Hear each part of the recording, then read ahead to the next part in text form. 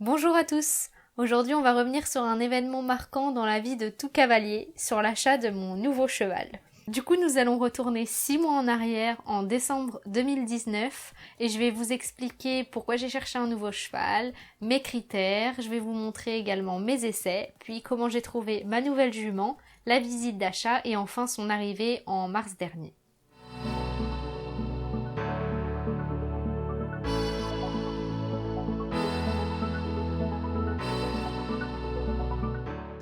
Prenez un thé, un café, parce que ça peut être très long, parce que je ne sais pas expliquer ma vie, j'aime pas. Donc c'est parti. Pour le mettre, c'est drôle. Elle me stresse la caméra. Bref, en décembre 2019, j'ai eu une première idée, donc d'avoir un second cheval afin de faire davantage de concours. Il s'avérait que Peter Pan commençait à prendre de l'âge, que mon frère montait à poney mais il allait finir par être bientôt trop grand également, donc c'était le bon moment pour me trouver un cheval à moi dans un premier temps, qui pourrait également aller à mon frère plus tard. On en a discuté avec mes parents et mon coach, et c'était une bonne idée, tout le monde a pensé que c'était une bonne idée, et qu'il était possible de mettre en place. Ensuite, nous avons laissé passer quelques semaines cette idée d'achat de cheval afin de savoir si c'était vraiment le bon moment ou pas, savoir ce que j'allais faire à la suite de mon master ou si j'allais pouvoir gérer plusieurs chevaux cette année. Car cette idée c'était plutôt pour le mois de juin-juillet vers la fin de mon master. Du coup, j'en ai profité pour regarder simplement des annonces, voir les budgets que je pouvais me fixer en fonction de certains critères. Et du coup, nous avons fixé nos premiers critères. Donc nous cherchions un cheval entre 5 et 12 ans maximum, qui avait un peu de métier, donc pour ceux qui ont 12 ans, bien sûr, plus de métier que pour ceux qui ont 5 ans, qui avait déjà fait un peu de concours, notamment les jeunes. On cherchait un cheval pas vraiment vert quand même. On cherchait un cheval également gentil, sûr de lui, assez pratique quand même. Un cheval en qui on peut avoir confiance, notamment à l'obstacle, parce qu'on peut avoir tendance à douter, enfin surtout moi plus que mon frère. On cherchait principalement comme qualité le respect, le courage, le mental et l'aspect que le cheval ait un mental de compétiteur. Ouais, c'est ça, comme Vogue quoi. Et ce qui me ferait pencher sur un cheval plus qu'un autre, c'est s'il avait la même finesse qu'Amy Cassine. C'est le petit truc que j'ai vraiment aimé chez elle, que mon frère a également aimé chez elle et qu'on a vraiment voulu chercher pour notre futur cheval. Au fur et à mesure de chercher des annonces, je me suis fait un peu prendre au jeu, puisque j'ai contacté une personne pour essayer son cheval. Mon ancienne coach m'a envoyé une annonce pour un essai également. Alors que, comme je l'ai dit, c'était pas vraiment pour tout de suite à la base. Mais je me suis dit que j'étais assez difficile et que d'un côté je savais vraiment ce que je voulais, mais d'un autre, quand j'essaye un cheval, j'arrive facilement à m'adapter à lui. Et du coup, dès que je monte un cheval, en général, je l'apprécie, même si il correspond pas à mes critères. Donc je savais que ça allait être difficile d'en choisir qu'un seul au final. Donc je me suis dit, on va commencer à essayer dès maintenant, puisque de toute façon, je sais que le cheval, je vais l'aimer, mais ce sera pas ce que je voudrais. Dès janvier, nous sommes partis dans une écurie proche de chez nous pour essayer un cheval qui devait avoir 8 ans, qui avait déjà fait de concours avec des pros, donc nous l'avons essayé. Forcément, je l'ai bien aimé. Donc après ce premier essai, donc pour moi, le cheval, je l'avais bien aimé, mais j'avais besoin d'en essayer d'autres, hein, forcément. Quand on n'achète pas des chevaux tous les jours, vaut mieux en essayer plusieurs pour être sûr de soi.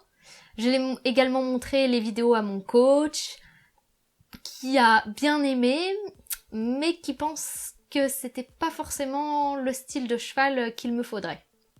Du coup, j'ai poursuivi mes essais. Chaque week-end, j'ai essayé des chevaux différents, dans différentes écuries, des chevaux plus ou moins verts, plus ou moins âgés, afin de vraiment me fixer.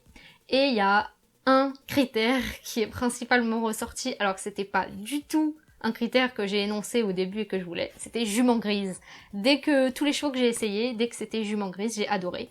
À l'exception d'une petite jument alezan que j'ai vraiment adoré aussi. On a été dans plusieurs types d'écuries pour essayer les chevaux, chez des particuliers, des centres équestres, comme des écuries de commerce. J'ai essayé une bonne douzaine de chevaux et au final, à la fin de tous mes essais, donc ça a duré environ 1 mois et demi, tous les week-ends on allait essayer des chevaux. Il y en a 2 qui sont principalement ressortis du lot, donc un hongre bai et une jument grise. Et il s'est avéré à la fin que mon coach m'a vraiment conseillé la jument grise car le hongre nécessitait une monte avec plus de force et une monte plus masculine, chose que je n'ai pas du tout. Je monte sans main, sans rien, et il me fallait une jument plus fine. Donc c'est vers cette jument que s'est tourné mon choix au final. Et ça a été facilité, enfin ce choix a été facilité par le fait que tout mon entourage, que ce soit mon ancienne coach, mon coach actuel, mes parents, mon frère, tout le monde a préféré cette jument et a dit que c'était celle-là qu'il me fallait. Et cette jument grise, du coup, c'est Dakota Minotière, donc ma nouvelle jument. Donc Dakota Minotière est une jument selle français de 7 ans, née le 15 avril 2013. C'est une petite jument de 1m63 grise pommelée. Elle est par Valdoise Minotière et Nartago, et le père de sa mère est Oyo van den Padenborg. Pardon pour la prononciation. Voilà, elle a aussi du Kidam de Revel. Elle a fait les cycles jeunes chevaux et a participé à la finale des jeunes chevaux à 4 et 5 ans. À 6 ans, elle a fait les cycles libres et a également tourné sur le circuit pro en 125 avec son cavalier pro. J'ai été l'essayer une première fois dans ses écuries à l'obstacle, seule, juste avec mon copain et mon petit frère. L'essai s'est super bien passé, très bonne entente avec la propriétaire, très bonne entente avec le cavalier. On a sauté dans le manège car les sols étaient gelés. On a laissé passer 2 semaines ensuite afin de réfléchir et d'effectuer d'autres essais parce que j'avais d'autres essais prévus, je voulais pas les annuler au cas où. On est revenu avec mon coach cette fois qui pour lui c'était déjà cette jument qu'il me fallait. Bon pour moi aussi mais je suis de nature à ne pas être sûre de moi et avoir peur de faire le mauvais choix, donc j'ai préféré ne pas précipiter les choses. On a effectué ce deuxième essai et très concluant, nous avons dit oui. Et puis 2 semaines après ce second essai et cette confirmation est venue l'heure de la visite d'achat, donc pas négligeable quand on achète des chevaux, surtout quand on veut faire de la compétition. Il ne faut pas négliger cette étape. D'ailleurs, si ça vous intéresse, on pourrait faire une vidéo informative sur les visites d'achat, puisque j'ai pu en faire 2, une pour Fogg et une pour Dakota. Donc c'est l'occasion de partager avec vous mon expérience sur ce sujet. Donc nous, on avait pris une visite complète. Nous avons fait donc la visite de base dans un premier temps, trotter sur le dur, sur le mou, en cercle, au pas, au trot, les flexions. Ensuite, nous sommes passés aux radios, prise de sang, radio donc des membres, du dos, échographie. Et il s'est avéré qu'elle avait une excellente visite. Elle avait quelques petits soucis normaux dus au travail qu'elle avait, puisqu'elle a quand même, elle allait prendre 7 ans, donc c'est normal. Aucune visite ne peut être parfaite. Donc la visite s'est avérée concluante. Donc nous avons accepté et nous avons signé les papiers. Une semaine après, on a effectué l'acte de vente, si ça s'appelle bien comme ça, le changement de propriétaire. Et du coup, une question qu'on me demande, pourquoi Dakota et pas une autre ? Déjà, quand je suis montée dessus, le premier truc qui m'est venu, mais en fait c'est un mélange de Amikacine et de Vogalen. Enfin, j'ai l'impression de la connaître depuis le début. Je me suis gardée de le dire parce que je me suis dit, on va attendre après.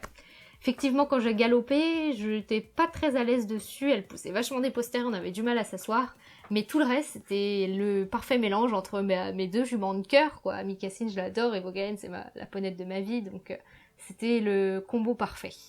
Et aussi, un point essentiel qui me fait dire c'est celle-là, c'est que mon coach connaissait son cavalier, son ancien cavalier à Dakota, et il connaissait bien la propriétaire.